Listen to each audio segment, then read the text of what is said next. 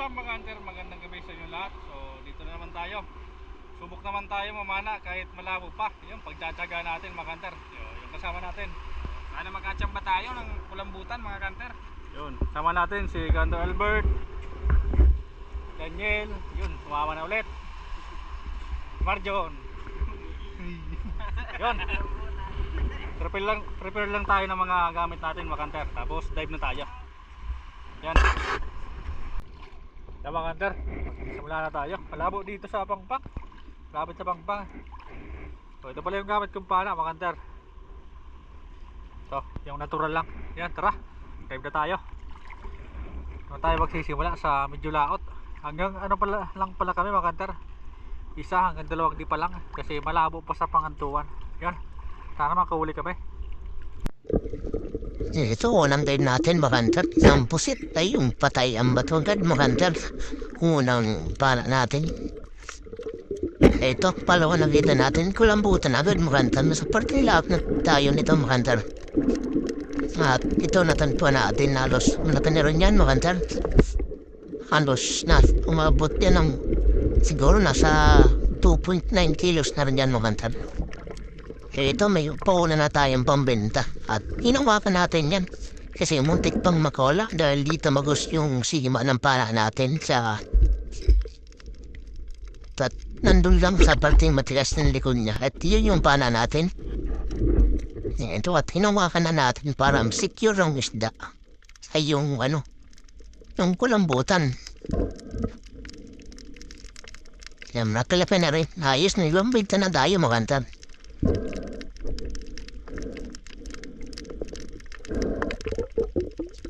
Yun na, at maghanap na ulit tayo ng panibago natin mababana. At ito, isang harungan na tinatawag dito sa amin o isang uri ng snapper.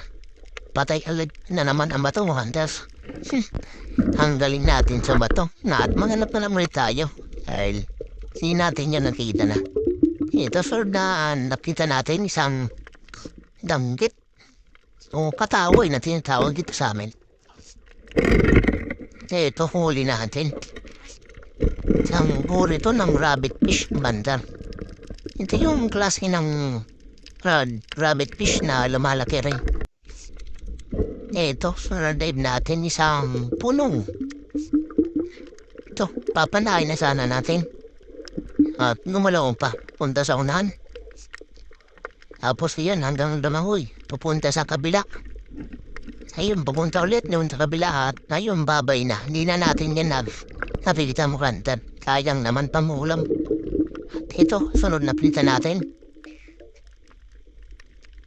Isang manitis. Ayun, huli natin. Yun ang pangulam natin. Isang uri na ang goatfish, makantan. Maraming uri yung goatfish. At isa na rin itong manitis. Sa mga uri nila. So yan, maghanap na ulit tayo ng panibagong mapapana. At ito, isdang puno. Malapad-lapad na rin ito makantat. Sarap to sa pranito. Prito kasi makapal yung laman niya. Ayos, may pangdagdag na tayo sa pamulam natin makantat. Lapin-lapin na rin yan. So maghanap na ulit tayo ng panibago nating mapapana. At ito, isang kulambutan. Ayos, nakasorte naman tayo. Kaya huli natin, di na nakapalag makantan. Stone shot natin, nadali natin yung gatikan niya. Kaya namuti agad. Ayos, may dagdag na ulit tayo sa pangbibenta natin. Isang kulambutan. Good size na, halos lampas 1 kilo na rin yan makantan. So, ito, maghanap na ulit tayo. Dito, may nakita ulit tayo makantan. Isang danggit. Ito yung klase ng danggit na medyo brown na tinatawag dito sa amin. Tinatawag dito bulaw. Ito yung lumalaki rin ng mga danggit. Season nila siguro nasa February, ilabas niyan dito sa amin. March, ganyan. Marami pa sila. At ito rin yung muling nakita natin isang tribali o tinatawag dito sa amin na lison. Kasi nagdalawang dive tayo makanta. Pinagdugtong na lang natin at ayun nakawala pa. Sayang at hinahanap natin yung makanta kasi masama na yung lagay niyan. Hanggang sa nagpaikot-ikot tayo at ito natagpuan natin dito. At nanghina halos dapa na sa buhayin makantan. You know. Kaya pinana ulit natin yan para secure na secure ang pangulam natin. Ayos yung panggandang sa pangulam natin. At may pambenta rin naman tayong dalawang kulambutan. So yan yung muling isda na nakita natin at nasa pangpang na kami yan. Huli natin mga kanter.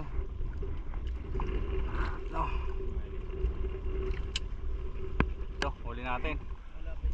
Bata, tingnan natin. Kay kanter Albert. Dalawang kulambutan. Nakadalawa rin. May pangulam na mga kanter. Hey, Danilo. Isa? May kadali rin oh. May isa rin mga kanter. Kadali rin halos mayroon pala lahat. Yes, lahat na yung huli. Ayun, may kadali rin. Hulog. Bata.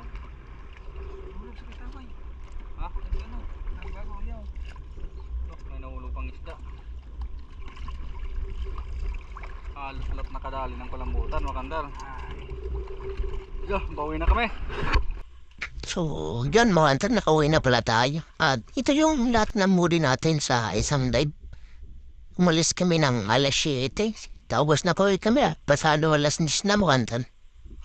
So, ilang oras din tayong namana. At ito yung mga nahuli natin. Buti at nakatiming tayo ng kulambutan. Ito, swerte. At napadali tayo kahit malabo. Sa person talaga sobrang labo, mabantan.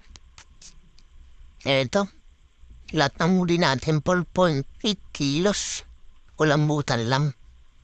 So, pati yung isda, pag makabinta tayo kahit kung ilang peraso lang siguro ng isda, kung naibenta natin.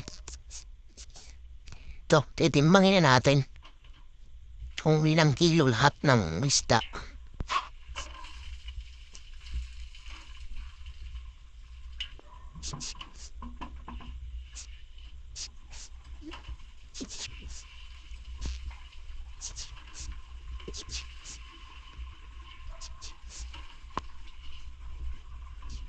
Ito, halos nampas 1 kilo rin mga kantan. So, kumita pala tayo sa unang dive natin ng halos 7 pesos still.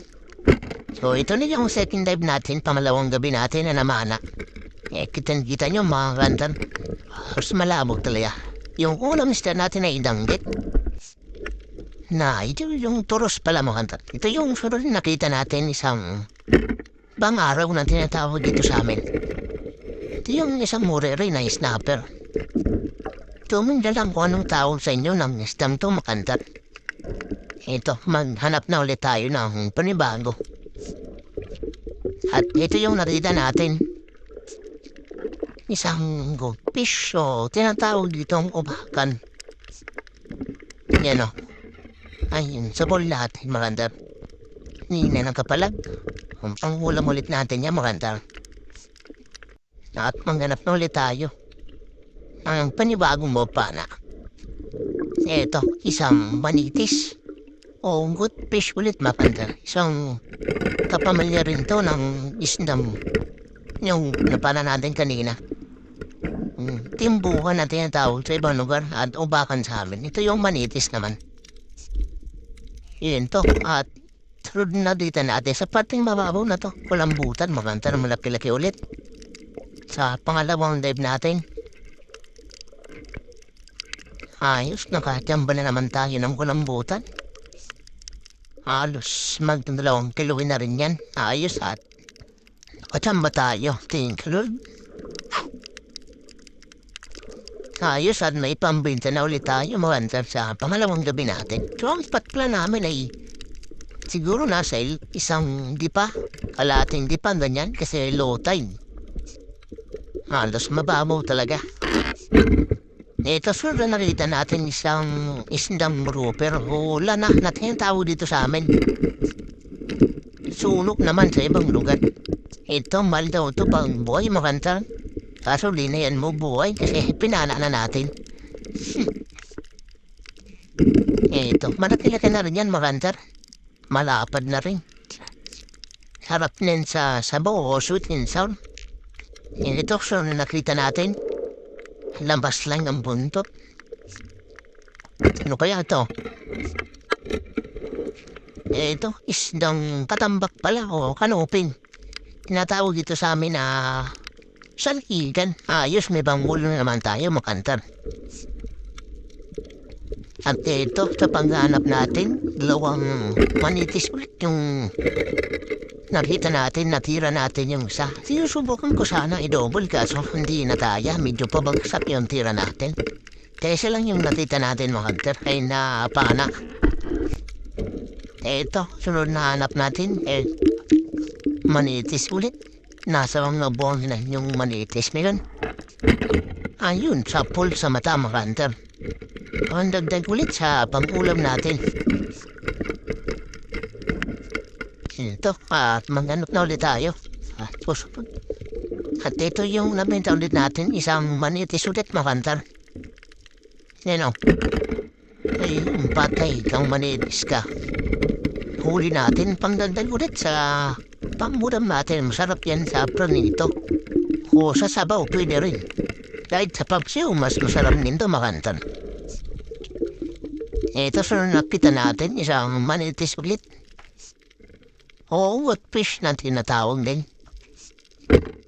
Ito, patay kang manitis ka. Huli natin, di na nakapanag. Nadali natin yung bating gitikan niya sa may tinik. So yan, maghanap na ulit tayo. At ito, natita natin. Kulambutan ulit mabantan. Ay yung pangalawang kulambutan natin, nagpapanggap ang kulapo. Yan kung nakita niya sa forma niya, ay nadali natin. Halos hindi natin nagitik. Pero masama na ang lagay niyan, makantar. Pumapalag lang. Malaki-laki ulit yan, makantar. Ayos, may pangdagdag tayo sa pangbenta natin. Nakasorte tayo. Ito pala yung spot natin, malapit na sa pangantukan. O, tinatawag dito na lusutan. At ito, sa unanlam, kulambutan ulit, makantar. Ayun, dali ulit natin. Halos nasa 3 di pa lang yung layo nito doon sa napamana natin at yung babaw niya pala halos nasa kalahating di pa lang. Kaya nandyan sila, natrap na sila dyan sa mga part na yan. Di na sila napalis at nahuli natin. Swerte at tataymingan natin kasi nadaanan niya ng dalawang kasama kanina mo at di nila nakita. Sakto naman na dumaan tayo. Ayun nakita natin. So, nakadagdag ulit tayo sa pambenta natin. Eto, so nakita natin isang posit. Tinira agad natin magkabukas ng camera lang. Ngutat nakuha na pa natin ang video. Neto. Isang posit siguro nasa 300 grams na rin yan. Malaki-laki na rin yan, makantan. Halos yan, pang-ulam mo, pang-kalamares. Pwede rin sa pang-alubo. At eto, sa part na to, pabalik na tayo, makantan. Ito, damigit. 4 sana yan. Yan yung natira lang. 2 sana yan. Tapos, dyan sa pinamanaan natin, may isa pang natira na kaiga lang sa buhangin. Itong isang malaki sana yung nakatakas. At ito yung huling isda na napana natin, makantan. Hindi ko na naipakita yung pangpana kasi inabunabon natin. Malapit nito sa pangpang. Siguro nasa 5 di pa na lang yung layo nito sa pangpang. At ito yung nakita natin. Kasi pauwi na kami niya sa part na yan. Ito at nakaswerte pa tayo ng halos kalating kilometro na samaran malapad na makantar at siguradong mataba. Ayun, huli at pambenta natin yan makantar. Ayos at pangdagdag natin. At ito nakauwi na tayo makantar. At ito na rin yung lahat huli natin. 3 kulambutan, may 2 posit, samaral, tambos, isang grouper, o lana na tinawag dito sa amin. Tapos may malilit rin na isda, yung mga manitis, pangulam natin yan. So ito yung lahat pambenta natin mga hunter. yung dalawang malaki-laking isda tapos 3 kulambutan. Yung iba ay pang-ulam na natin yan. Ayos at napadali tayo kahit papaano. So dito pala sa gabing to mga antray, kumita ulit tayo ng halos siguro lampas 500 pesos na rin sa pulambutan tapos yung isda. At ayun, sinabay na atin sa pagdimbang yan. At yun lang makanta. So maraming salamat sa mga tulid reporters at talent viewers na lagi nanood ng mga video namin. Yun, maraming salamat sa inyo lahat. At kung bago ka pa lang sa channel namin, huwag mong kalimutan i-like at mag-subscribe na rin para lagi kayong updated sa mga future upload natin dito. So yun lang mga andar, maraming salamat sa inyo lahat at ingat po kayo palagi.